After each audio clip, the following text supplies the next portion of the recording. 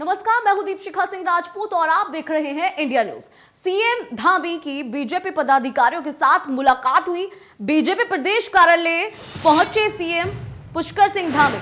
Ticket बंटवारे को लेकर उन्होंने ये बैठक रखी। पार्टी कार्यकर्ताओं के साथ चिंतन मंथन किया गया, चर्चा की गई। लोकतांत्रिक प्रक्रिया से चलने वाली पार्टी बताया है सीएम धामी ने अपनी पार्टी को, और साथ ही साथ ये भी कहा है कि जल्द ही प्रत्याशियों के नाम भी तय हो जाएंगे। और आपको बता दें कि उन्होंने ये बात भी कही है कि टिकट लेने वालों की लंबी लाइन लगी हुई है, लेकिन अभी नामों पर चिंतन मंथन किया जा रहा है। जल्दी जो लिस्ट है वो तैयार कर ली जाएगी। तो टिकट बंटवारे को लेकर ये बैठक रखी गई और उन्होंने कहा कि लोकतांत्रिक प्रक्रिया से चलने वाली पार्टी है बीजेपी। सीएम धामी की बीजेपी पदाधिकारियों के साथ मुलाकात हुई और इस दौरान उन्होंने ये बात कही कि टिकट लेने वालों की लंबी लाइन है, जल्द ही प्रत्याशियों के नाम भी तय कर दिए जाएंगे और बता दिए जाएंगे। तो बेहद ही महत्वपूर्ण बैठक रही है।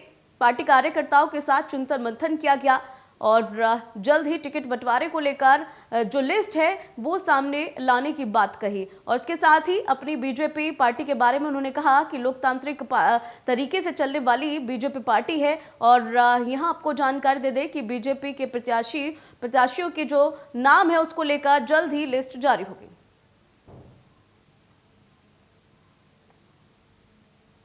और इसी बीच एक बहुत ही महत्वपूर्ण जानकारी से आपको मुखातिब करा देते हैं जो कि उत्तराखंड से आ रही है।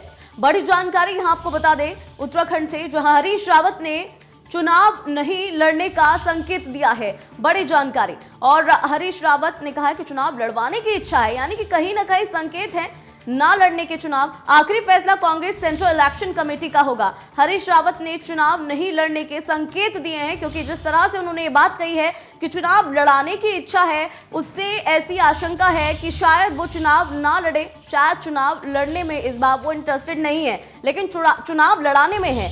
और इसके साथ ही बेहद ही महत्वपूर्ण माना जा रहा है उनके इस बयान को, क्योंकि हरीश रावत एक जाना माना चेहरा है कांग्रेस का, और ऐसे में उनका ये बात कहना कि चुनाव लड़वाने की इच्छा है तो कहीं ना कहीं संकेत है कि वो शायद चुनाव ना लड़े। आखिरी फैसला कांग्रेस सेंट्रल इलेक्शन कमेटी लेगी, ये बात उन्होंने कही है।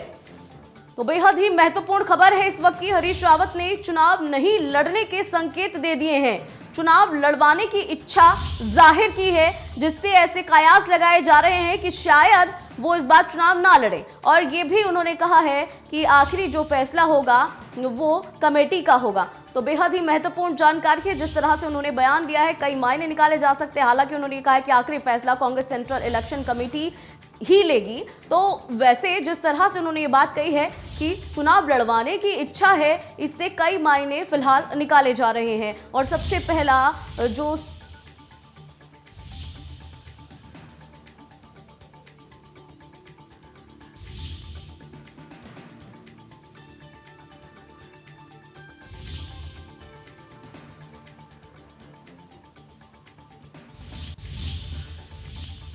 डिप्टी सीएम मनीष सिसोदिया की प्रेस कॉन्फ्रेंस हुई। 21 सालों में जनता को कुछ नहीं मिला, ये बात उन्होंने प्रेस कॉन्फ्रेंस के दौरान कही है। यहां आपको बता दें कि उन्होंने ये भी कहा है कि 21 सालों में बीजेपी और कांग्रेस के नेताओं के बैंक बैलेंस ही बड़े हैं, जनता को कुछ नहीं मिला। अरविंद केजरीवाल की राजनीति के कुछ उसूल हैं। मनीष सिसोदिया ईमानदारी में कोई समझौता नहीं करते, बात उन्होंने अपने लिए कही। और उन्होंने ये बात भी कही कि सरकारी स्कूल इतने अच्छे कर दीजिए कि बच्चे प्राइवेट स्कूल बच्चों को ना जाना पड़े, सरकारी अस्पताल आधुनिक कर दीजिए कि इलाज के लिए दूसरे शहरों में ना जाना पड़े। उत्तराखंड में हमने महिलाओं, युवाओं, बुजुर्गों और सैनिकों को गारंटी दी है।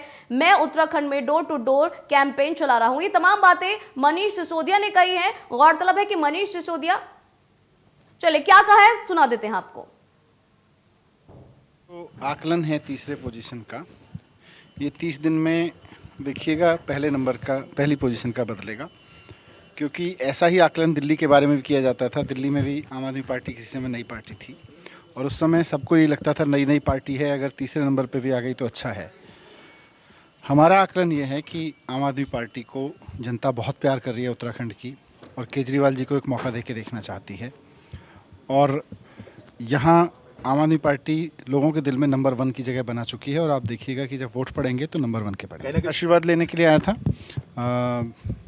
जगत गुरु शंकराचार्य जी का आशीर्वाद मिले, और उनके मार्गदर्शन में, जैसा माननीय मुख्यमंत्री जी ने भी कहा है कि उत्तराखंड को विश्व की आध्यात्मिक राजधानी बनाएंगे ताकि दुनिया के किसी भी कोने में आदमी थोड़ा भी डिस्ट्रेस में हो तो सबसे पहले उत्तराखंड आके अपने आप को आध्यात्मिक सुख, आध्यात्मिक मजबूती के लिए लेके आए। चुनाव को लेकर कोई चर्चा नहीं हुई। उनका अपना एक हैप्पीनेस का एक उनका कार्यक्रम है, उसके बारे में उन्होंने मुझसे चर्चा की और कहा कि मैं ये जो कार्य कर रहा हूँ इसके लिए आप आशीर्वाद दें। ईमानदारी से और इसी बीच एक बेहद ही महत्वपूर्ण खबर आ गई है। इस वक्त की बड़ी खबर से आपको मुखातिब करा देते हैं। डिजिटल नव परिवर्तन सभा का आज चौथा दिन है। आम आदमी पार्टी के नेता दिलीप पांडे आज का संबोधन करेंगे, उत्तराखंड की जनता को संबोधित करते हुए नजर आएंगे। और यहां आपको बता दें कि उन्होंने कहा है कि संवाद को लगातार जनता का समर्थन मिल रहा है। आम आदमी पार्टी की मुहिम डिजिटल नव परिवर्तन संवाद का आज चौथा दिन है। 16 तारीख तक ये संवाद चलेगा और आम आदमी पार्टी की डिजिटल नव परिवर्तन की सभा 16 तारीख तक चलेगी। तो बेहद ही महत्वपूर्ण जानकारी है इस वक्त की, आपको बता रहे हैं आपके टेलीविजन स्क्रीन पर, जहां डिजिटल नव परिवर्तन सभा का आज चौथा दिन है। और आम आदमी पार्टी के दिलीप पांडे का कहना है कि लगातार इस संबोधन को समर्थन मिल रहा है। मुहिम को डिजिटल नव परिवर्तन संवाद को लगातार समर्थन मिल रहा है जनता का और अभी फिलहाल ये 16 तारीख तक चलेगी। तो आम आदमी पार्टी की डिजिटल नव परिवर्तन सभा 16 तारीख तक चलेगी। आज इसका चौथा दिन है और लगातार इसे समर्थन मिल रहा है और डिजिटल नव परिवर्तन सभा का ये चौथा दिन है। तो बेहद ही महत्वपूर्ण जानकारी जो आम आदमी पार्टी के नेता दिलीप पांडे ने आज संबोधन रखा है और साथ ही साथ ये कहा है कि आम आदमी पार्टी की जो मुहिम है डिजिटल नव परिवर्तन, इसे जनता का समर्थन मिल रहा है। इस संवाद को जनता का समर्थन मिल रहा है। आज चौथा दिन है और इसी तरह से 16 तारीख तक आम आदमी पार्टी की डिजिटल नव परिवर्तन सभा चल पाएगी।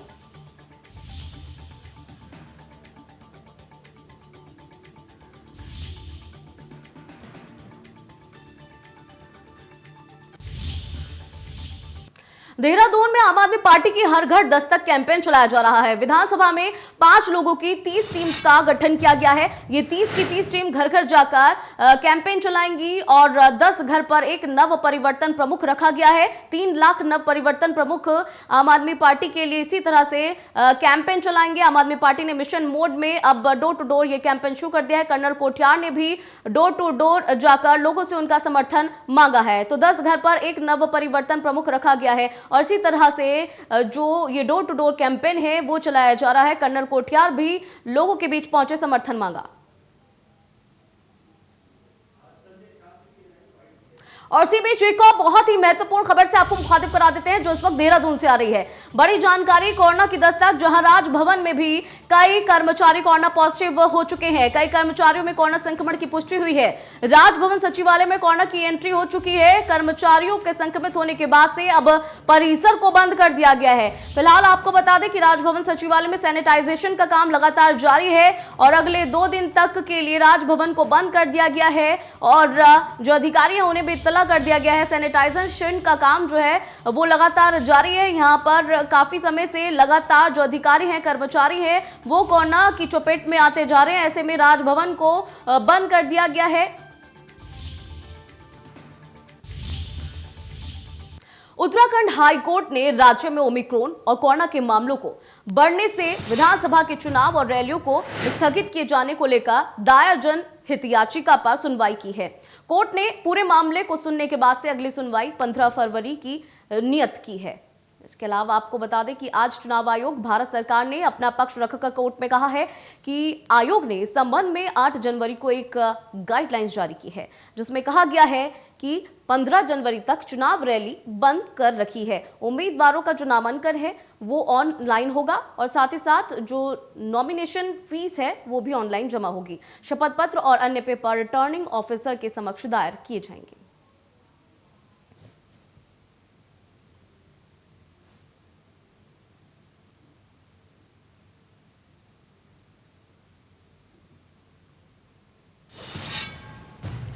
मनीष सिसोदिया देर शाम हरिद्वार के कनखल स्थित जगत गुरु आश्रम पहुंचे। यहां उन्होंने संतों से आशीर्वाद लिया। इस मौके पर उन्होंने कहा कि आम आदमी पार्टी को उत्तराखंड की तीसरी नंबर की नहीं बल्कि पहले नंबर की पार्टी समझा जाए, क्योंकि बीजेपी और कांग्रेस को पछाड़कर आम आदमी पार्टी अब पहले नंबर पर पहुंच चुकी है और आगामी चुनाव में कार्यकर्ताओं की इस मेहनत का परिणाम सभी को दिखाई देगा।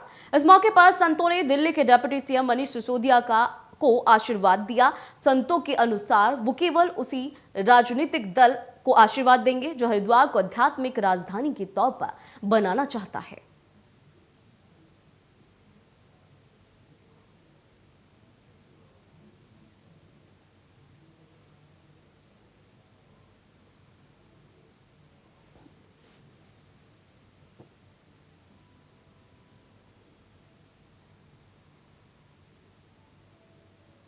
तो बता दें कि मनीष सिसोदिया हरिद्वार पहुंचे और यहां पर उन्होंने संतों का आशीर्वाद लिया और संतों ने भी उन्हें आशीर्वाद देते हुए ये बात कही कि जो भी यहां पर धर्म को आगे बढ़ाएगा, हमारा वोट उसी को रहेगा, हमारा जो समर्थन है उसी को रहेगा। इसके साथ ही मनीष सिसोदिया ने भी ये बात कही कि जो आम आदमी पार्टी है वो यहाँ पर पहले नंबर पर आ चुकी है और जो बीजेपी है, कांग्रेस है, उसे पछाड़ दिया गया है। हरिद्वार में मकर संक्रांति के स्नान पर प्रतिबंध का पालन कराने के लिए मेला क्षेत्र को 6 जोन और 11 सेक्टर में बांटा गया है। जिले की सीमाओं पर जहां पुलिस बल और अर्धसैनिक बल तैनात कर दिए गए हैं, श्रद्धालुओं को वापस भेजा जा रहा है। वहीं हर की पौड़ी पर लोगों को रोकने के लिए सिटी मजिस्ट्रेट को प्रभारी बनाया गया है। हरिद्वार में बीते कुंभ में श्रद्धालुओं की भारी भीड़ जुटी रही, जिससे देश भर में कोरोना का प्रसार हुआ था और इसी के चलते इस बार मकर संक्रांति का स्नान प्रतिबंधित कर दिया गया है। मकर संक्रांति के अवसर पर श्रद्धालुओं का हर की पौड़ी पर जाना रोका जा सके, इसके लिए विशेष इंतजाम किए गए हैं। डीएम हरिद्वार विनय शंकर पांडे के अनुसार सभी एसडीएम और तहसीलदार की तैनाती कर दी गई है और जरूरत पड़ने पर अतिरिक्त पुलिस बल की भी तैनाती की जाएगी।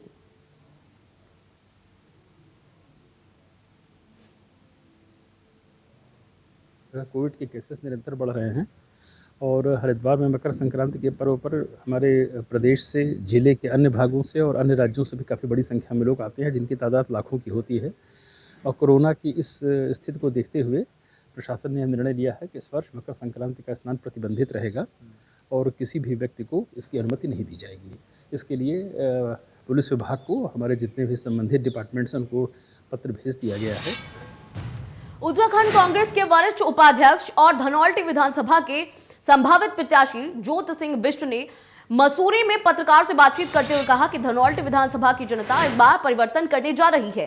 उन्होंने कहा कि 2017 में प्रदेश की जनता ने प्रदेश में बीजेपी को पूर्ण बहुमत की सरकार दी थी, तो वो धनौल्टी विधानसभा से एक निर्दलीय व्यक्ति पर विश्वास करते हुए विधायक बनाया गया। लेकिन विधायक बनने के बाद से प्रीतम सिंह पवार के द्वारा क्षेत्र का विकास नहीं किया गया। क्या मात्र अपनी विधायक निधि को अपने खास लोगों में बांटने का काम किया गया।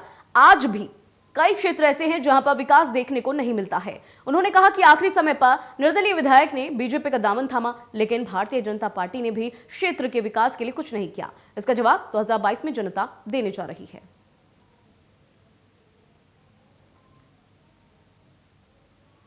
देखिए, धनौल्टी इस समय परिवर्तन के दौर पर है। धनौल्टी की जनता ने 2017 में जिस तरह से पूरे राज्य के अंदर भारतीय जनता पार्टी को बहुमत दिया, लेकिन उसके उलट धनौल्टी ने यहाँ पर एक निर्दलीय व्यक्ति को मौका दे करके उन्होंने उम्मीद की थी कि यहाँ पर विकास की नई इबारत लिखी जाएगी, लेकिन न तो भारतीय जनता पार्टी के जो नुमाइंदे इस धनौल्टी विधानसभा के अंदर थे उन्होंने इस क्षेत्र के विकास के बारे में सोचा और न ही जो निर्वाचित प्रतिनिधि थे उन्होंने सोचा। तो उसका परिणाम यह है कि 5 साल के अंदर धनौल्टी का विकास पूरी तरह से अवरुद्ध रहा। धनौल्टी में 2012 से 17 की जो सरकार थी उसमें मैं बता दूं कि कंडी सौडर नैनबाग में नई तहसीलें खुली, कमान में डिग्री कॉलेज खुला, थौलदार को ओबीसी का दर्जा मिला, सकलाना में डिग्री कॉलेज स्वीकृत हुआ था जिसको कि इस सरकार ने निरस्त कर दिया। और उसके अलावा सुरकंडा पंपिंग योजना से लेकर के सुरकंडा में ट्रॉली लगने जैसे बड़े काम हुए, सड़कें, स्कूल, अस्पताल, उन सब पर काम हुआ। लेकिन इनके पास इन 5 सालों में गिनाने के लिए एक काम नहीं है। रहे लोगों को गुमराह करते रहे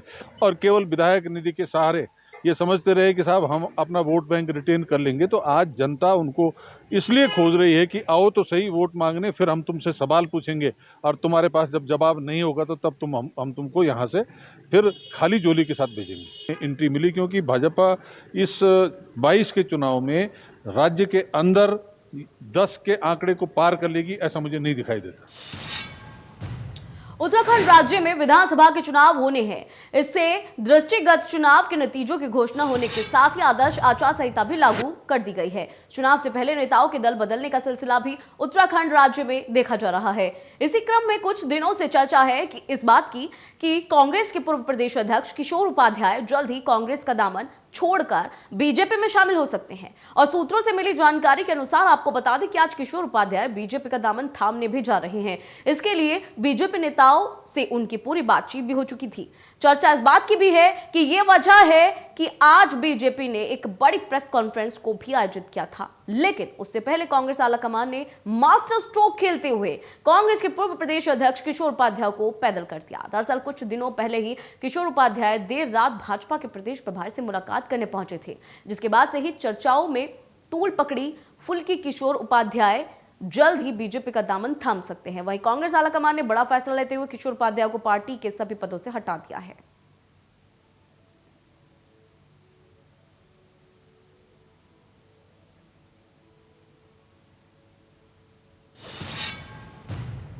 लैंसडाउन से विधायक दिलीप रावत और हरक सिंह रावत के बीच छिड़ी जुबानी जंग थमने का नाम नहीं ले रही है। हरक सिंह रावत के रुद्रप्रयाग से चुनाव लड़ने की चर्चाओं के बीच दिलीप रावत ने उनके ऊपर आरोप लगाया था कि वो परिवारवाद को बढ़ावा देते हुए पार्टी को कमजोर कर रहे हैं। और इतना ही नहीं, बल्कि कई नेताओं ने हरक सिंह रावत के ऊपर ये भी आरोप लगाए थे कि वो दूसरे जिलों के नेता होकर दूसरे जिले में चुनाव लड़ रहे हैं। इस पर हरक सिंह रावत ने अपना पक्ष साफ किया है और उनका कहना है कि वो कोई पाकिस्तानी नहीं है और ना ही चाइना से यहां पर आए हैं। वो तो भारत के नागरिक हैं और उत्तराखंड के बेटे हैं। अब ऐसे में उनको बाहरी कहना बहुत ही गलत है। हरक सिंह रावत ने बात कही है कि उन्होंने रुद्रप्रयाग और कोटद्वार दोनों ही जगह पर काम किया है और वो काम सबकी नजर में है।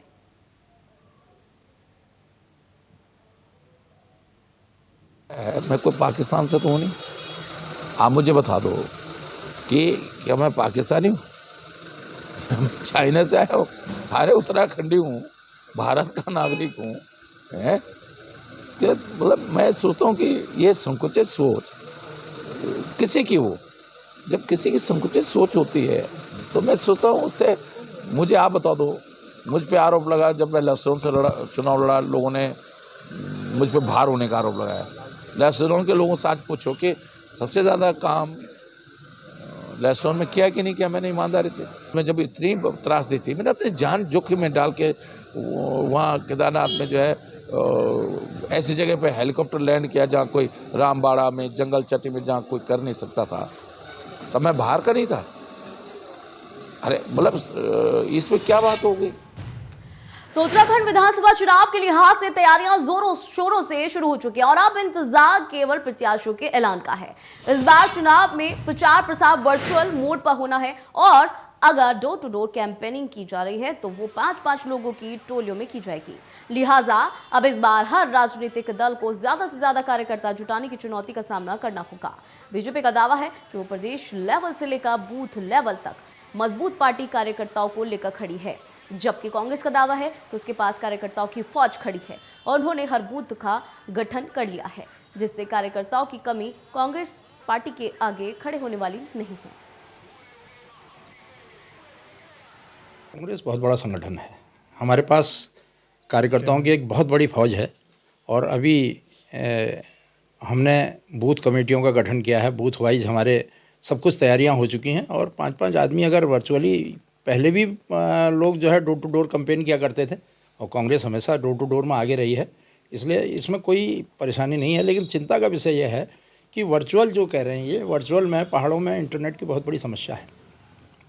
ये किस तरीके से हम इसको कर पाएंगे, इस कैंपेन को, ये सरकार के लिए एक सोचने का विषय है। इस पर सरकार को ध्यान देना चाहिए क्योंकि इंटरनेट उत्तराखंड में हर जगह संभव नहीं है। कोविड के कारण छोटी छोटी सभाएं या जनसंपर्क के कार्यक्रम होना है, बड़ी सभाएं नहीं होंगी।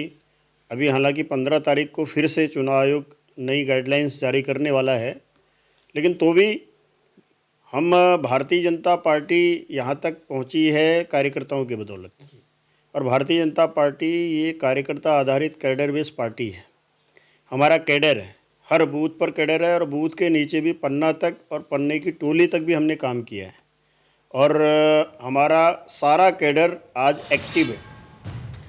आगामी विधानसभा चुनाव को शांतिपूर्ण तरीके से और सकुशल संपन्न कराने के लिए वरिष्ठ पुलिस अधीक्षक अल्मोड़ा डॉक्टर मंजुनाथ टीसी के नेतृत्व में अल्मोड़ा पुलिस और एसएसबी के जवानों ने शांतिपूर्ण और भय मुक्त मतदान को अल्मोड़ा बाजार में फ्लैग मार्च कर स्वतंत्र और निष्पक्ष चुनाव कराने हेतु जनता को विश्वास दिलाया।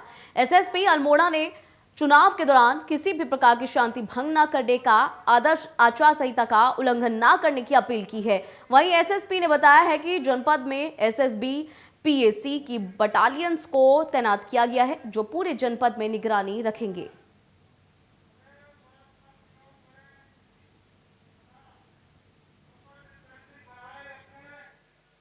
चुनाव के मद्देनज़र जैसे डिप्लॉयमेंट के लिए और एरिया डोमिनेशन और एरिया अंडरस्टैंडिंग के लिए, तो एरिया फेमिलाइजेशन के लिए हमारे को टोटल 2 कंपनियां अल्मोड़ा ज़िले में मिले हैं। एक कंपनी एसएसबी और एक कंपनी आईटीबीपी। आईटीबीपी इस वक्त सल्ट में है, जो जहां पे सल्ट में हमने कैंप कराया वहां पे अभी फ्लैग मार्च कर रही है। सल्ट और रानीखेत और द्वाराहाट इलाका को वो कवर करेंगे अगले कुछ दिनों के लिए।